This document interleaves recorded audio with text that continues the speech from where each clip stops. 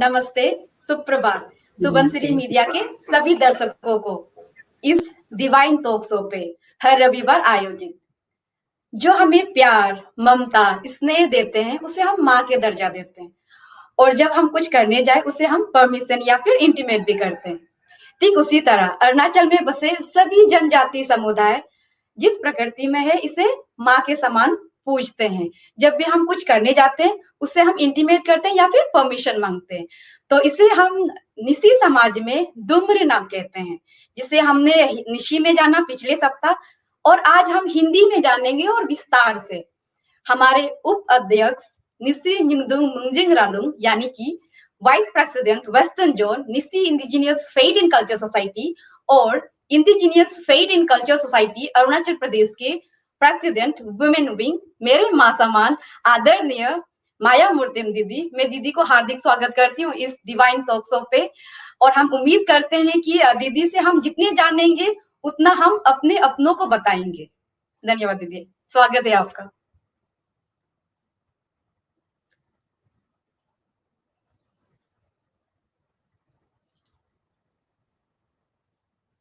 दीदी आपका mic mute है। हाँ, नमस्ते अतुतो अनदोनी। सबसे पहले मैं इस सुबंसिरी मीडिया को धन्यवाद देना चाहूंगी क्योंकि इसने हमारे नीतम को मंच दिया। आज ये नीतम ये हमारा निसी समुदाय के खूबसूरत धरोहर है। ये धरोहर को वो कुछ जाने माने पुजारी प्रीस्ट के साथ मिलके हमारा डॉक्टर नाबम ताता द्वारा हमें अमल में लाया गया है। ये बहुत सारा खूबसूरत ही धरोहर है हमारे लिए। ये गीता है, बाइबल है, कुरान है, गुरु ग्रंथ है। आज हमारा ये शीर्षक रहेगा ये जो दो अध्याय दूसरी अध्याय पे एवेकेनिंग मीन्स जागृति, जागरण, जगाना। और किस चीज पर जगाना, किस बात पर जगाना, कैसे जगाना, उस चीज पर हम थोड़ा रोशनी डालने के लिए कोशिश करेंगे। यहाँ पे बहुत खूबसूरत से ही उसको मेंशन किया गया है। इसके लिए अतुर्तो आनेदोनी हमारा नीतम का मानना है कि हम जो ये शरीर है, ये शरीर जो हमारा प्रकृति की देन है, इसका नियंत्रण हमारा प्रकृति खुद ही करता है। ये 5 तत्व से बनाया गया ये शरीर को नियंत्रण प्रकृति खुद ही करते हैं। इसमें देखा जाएगा तो ये 100% सही है। जहाँ हमारा शरीर में मिनरल्स के तौर पे हमारा शरीर को जो रेगुलेट करता है, जो नियंत्रण करता है, वो मिनरल्स तो प्रकृति में प्राप्त है, वहाँ पे उपलब्ध है। जब कभी इसकी कमी या ज़्यादा इसका एहसास होगा तो हमें मेडिकल साइंस के द्वारा हमें इसकी फ्लूइड स्लाइन के तौर पे या मेडिसिन के तौर पे हमें उपचारिकता दिया जाता है। इसमें कोई शक नहीं कि ये प्रकृति की ही अमानत है, प्रकृति की ही देन है। और ये प्रकृति जब हम इसको अपना आने का पास जाते समय प्रकृति की को ही हमको सौंप के जाना पड़ेगा, चाहे अग्नि में सौंप के या समा के या अपना को जमीन में समा के। ये प्रकृति का ही उसकी अमानत को उसको ही लौटाना पड़ेगा। ये इस शरीर को चलाने वाला जो चालक है, ये एक चैतन्य आत्मा है। इस चैतन्य आत्मा को उसको भी नियंत्रण हमको करना पड़ता है। उसके लिए हमको एक दिव्य शक्ति की जरूरत होता है जो हमारे अंदर में है, जो हम अनदोनी से इनहेरिट करके लाया गया है। उसको नियंत्रण में लाने के लिए हमारा 3 दिव्य शक्ति की आवश्यकता पड़ती है।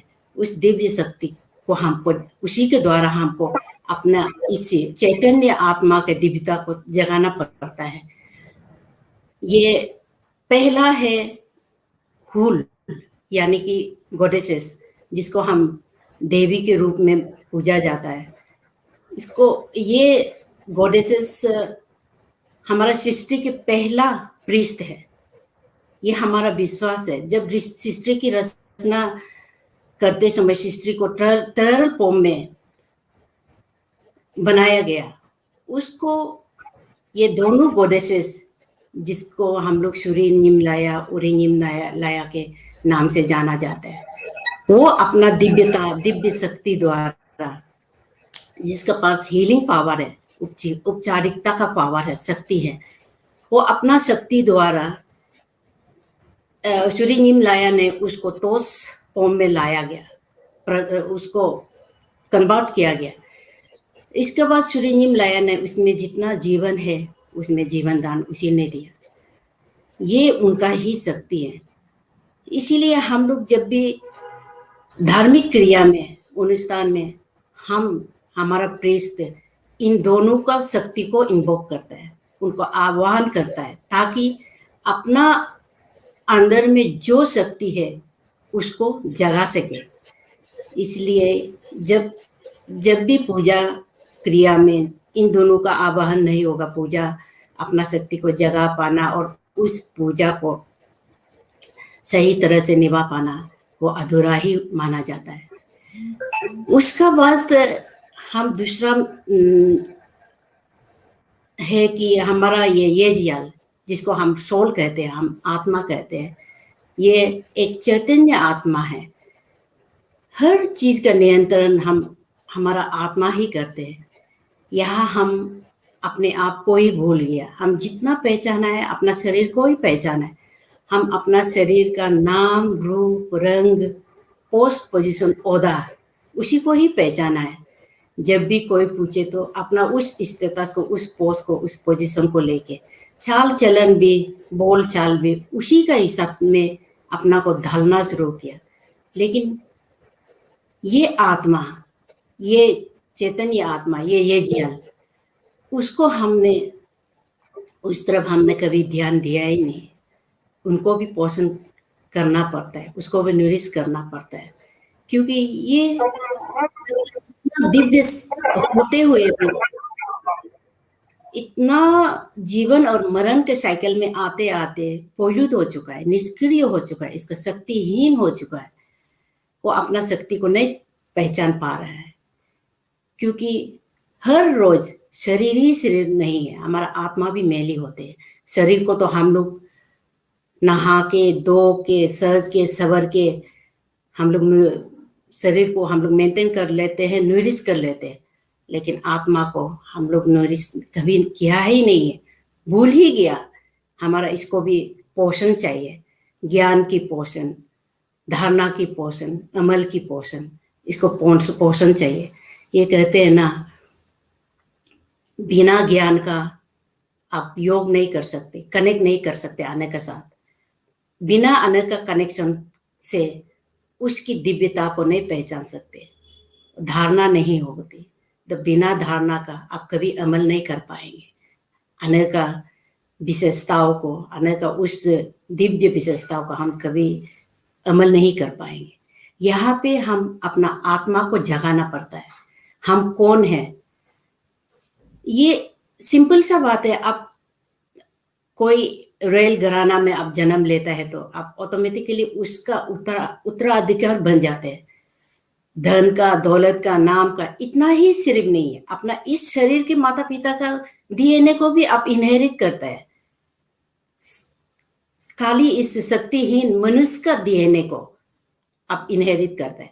आप सोचिए, हम अन बोलते हैं, अन वो तो सुप्रीम है, सर्वश्रेष्ठ है। क्या उसका पावर हम में नहीं होगा? ऑलरेडी हम में है, लेकिन हम उसका पहचान नहीं कर पाया, कारण हम शक्तिहीन हो चुका है। अने तो हमें इस लोक में भेजने से पहले हर चीज हमें दिया हुआ है। हमको एक बीज का स्वरूप में ही हर क्वालिटी, हर वर्च्यूज को भर के हमको दिया, हमें विद्या दे के इस लोक में भेजा गया है। सिर्फ हमको अपना उस चीज को पहचानना है।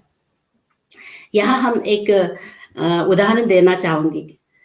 जब कोई बच्चा अपना माँ को कहेंगे कि हम कुछ दिन के लिए जंगल में ट्रैकिंग या हाइकिंग करने जा रहे हैं, जो कभी जंगल में गया ही नहीं, तो पेरेंट्स कभी ऐसे खाली में भेजेगा नहीं। उसको बहुत सारा जंगल का नियम कानून रूल, उसमें बहुत सारा मुसीबतें को कैसे सामना करना है, हर चीज और हर जरूरत चीज को आपको पैक करके बच्चा को भेजेगा, तो ताकि हर मुसीबत में अपना आप को सामना कर सके।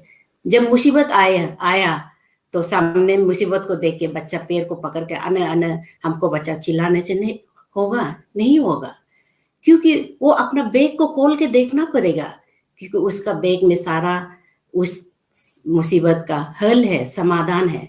इसी प्रकार हमारा ये जाल में हर प्रकार का समाधान समा हुआ है। हमें खाली उसको हम हुल की शक्ति से, हमारा सूर्य निमलाया उरी निमलाया अन और अपना ये जाल के शक्ति से हमको उसको जगाना पड़ता है। तो एक बार हम अपना आप को पहचानने के बाद पूरी हक से हम अन को बुलाएंगे, आह्वान करेंगे। अन, आपको मैं बुलाती हूँ, आपको मैं आह्वान करती हूँ, आपको मैं आराधना करती हूँ।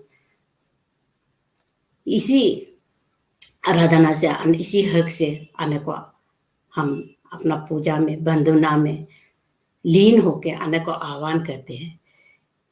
ये हमारे एक खूबसूरत सा ही श्लोक है, स्पेशली इस ये एवेकनिंग पार्ट में। चलिए उस श्लोक का और तो कुछ विस्तार से हम लोग उस श्लोक का ऊपर में नजर घुमाते हैं।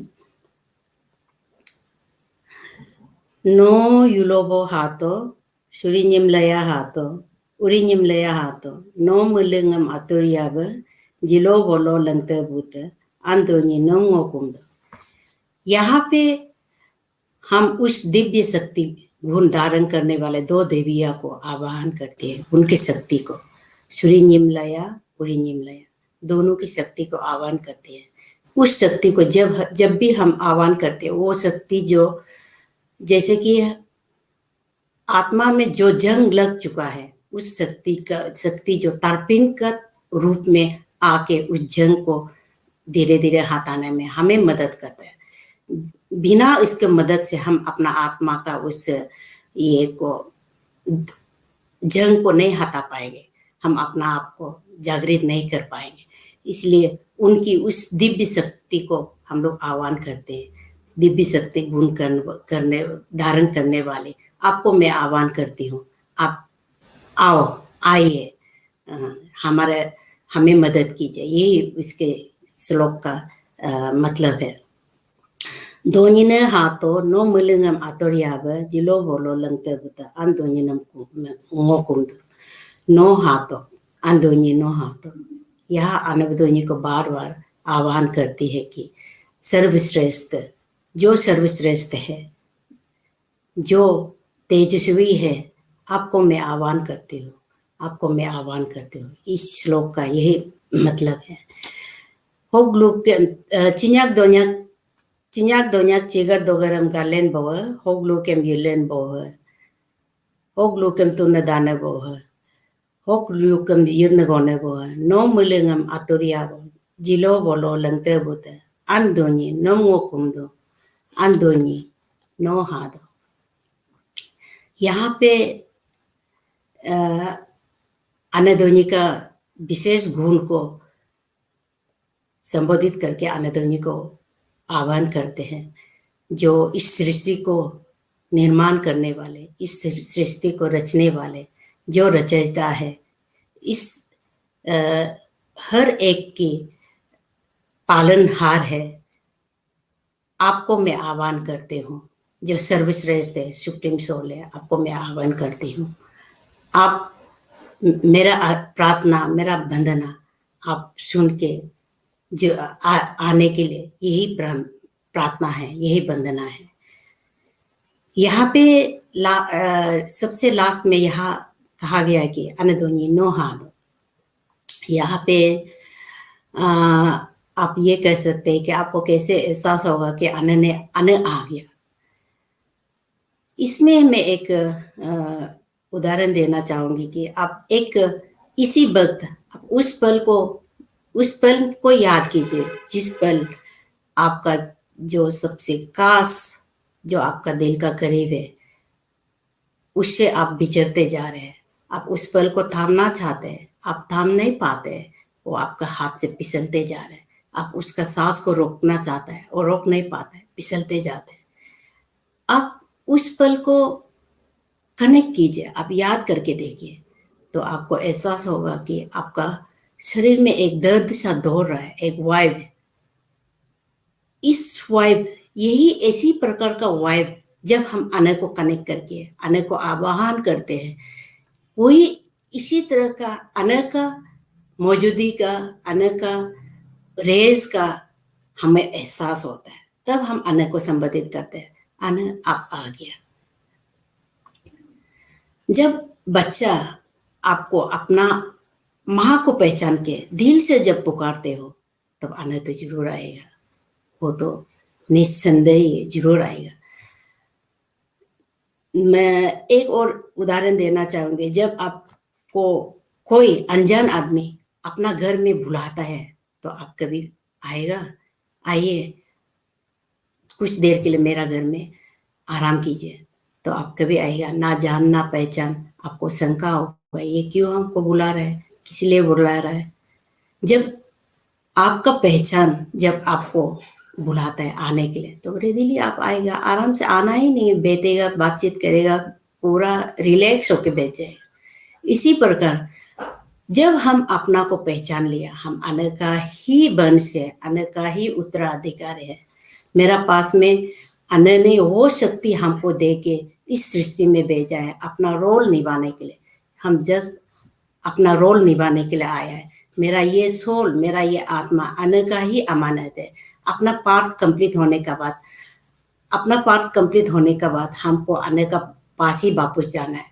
अन्न को ही इस शरीर को सौंपना है, इस शरीर नहीं, इस आत्मा को सौंपना है। ये शरीर को प्रकृति को सौंपना है। ये दोनों जो हमारा नहीं है। जब ये चीज को ज्ञात होने के बाद आप पूरा हक से अन्न को बुलाएगा, तो अन्न का आशीर्वाद का जरूर प्राप्त होगा।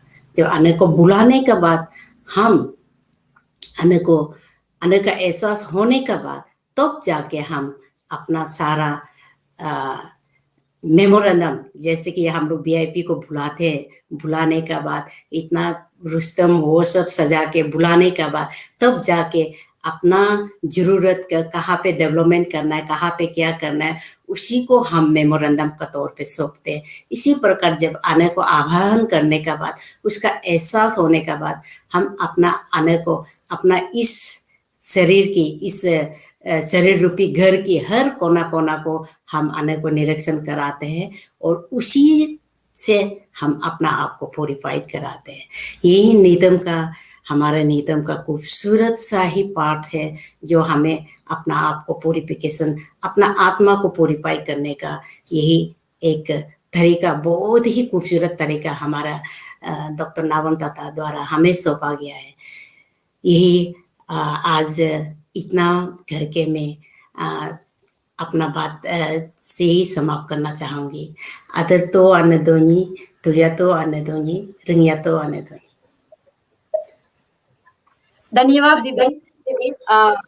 ये जो धूम्र नाम है, इसे इतना विस्तार से बताया, इसका इम्पोर्टेंस, इसका वैल्यू जो हम नहीं समझ में आता है।